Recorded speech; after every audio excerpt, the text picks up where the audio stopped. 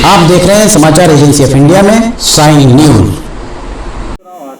और आखिरी में 3 दिन में बीजेपी क्या कर देती है ऐसा सर कि कांग्रेस नहीं हार जाती है? कम से कम कमलनाथ जी ने स्वीकार तो कर लिया।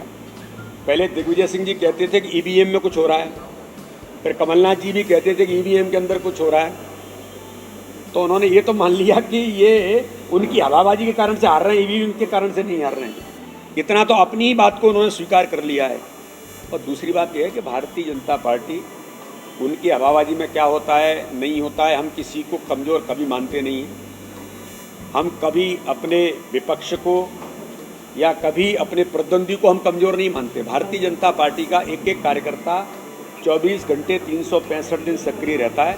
कोई भी चुनाव हम अपने काम के बल पर, कार्यकर्ता की मेहनत के बल पर और अपने संगठन तंत्र के आधार पर गरीब कल्याण की योजनाएं जो भारतीय जनता पार्टी की सरकार ने माननीय प्रधानमंत्री नरेंद्र मोदी जी के नेतृत्व में जो गरीबों के जीवन स्तर को ऊंचा करने का काम किया है, तो मध्य प्रदेश के अंदर भारतीय जनता पार्टी की सरकार में माननीय शिवराज सिंह चौहान के नेतृत्व में किया है। उस बल पर हम चुनाव जीतते हैं। तो ऐसे लोग यही कहेंगे कि क्या बहाना लिया जा सकता है। तो भारतीय जनता पार्टी अपने काम और अपने संगठन तत्व की ताकत के आधार पर चुनाव लड़ती है, उसके आधार पर जीती है। लेकिन ये हवाबाज है कौन? हवाबाज तो वो खुद जानते हैं। कमलनाथ जी खुद जवाब दें। जब वो मुख्यमंत्री थे तब वो हवा में थे कि नहीं थे?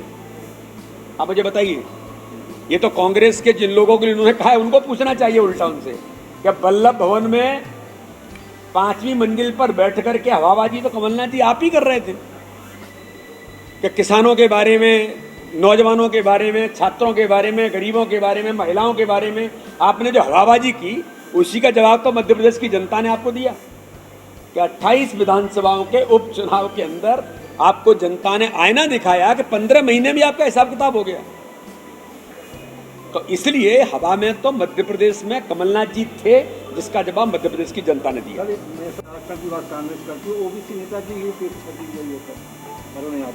वो तो हमेशा से किया उन्होंने।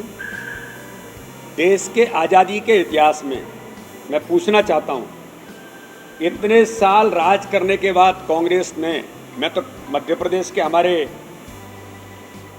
ओबीसी लीडर्स ने इस बात को कहा कि कांग्रेस ने केवल दिखाने के लिए ओबीसी कमीशन बना था, लेकिन ओबीसी कमीशन को कभी संवैधानिक दर्जा नहीं दिया गया, कभी दर्जा नहीं दिया गया। इतने साल कांग्रेस ने राज किया, केवल दिखाने के लिए ओबीसी कमीशन बना दिया, लेकिन दर्जा नहीं दिया। दर्जा दिया तो माननीय प्रधानमंत्री नरेंद्र मोदी जी ने ओबीसी कमीशन को संवैधानिक दर्जा देकर के उनको अधिकार दिया, आप अपने अधिकारों का उपयोग कर सकते हैं। कमलनाथ देखिए, भारतीय जनता पार्टी में हमारी अपनी पद्धति है, उस पद्धति पर भारतीय जनता पार्टी लगातार अपना काम करती है। हमारा प्रत्येक कार्यकर्ता उसको काम मिलना चाहिए, तो हमारा तो सिद्धांत है कि प्रत्येक काम के लिए कार्यकर्ता और प्रत्येक कार्यकर्ता के लिए काम उसको मिले। तो ये उसी प्रोसेस में सभी कार्यकर्ताओं को जिम्मेदारियां जिला स्तर पर, संभाग स्तर पर और अन्य प्रकार के जो हमारे काम हैं, उन सारे कामों की दृष्टि से कार्यकर्ताओं को जिम्मेदारियां तय हुई हैं। और आगामी समय में भी कई प्रकार के और काम हैं जिन कामों के लिए प्रत्येक कार्यकर्ता को जिम्मेदारी मिलनी चाहिए कि हर कार्यकर्ता किसी न किसी काम में लगाए। तो वो अपने उस काम की पद्धति को लेकर के ही हमारे काम का विभाजन हुआ है।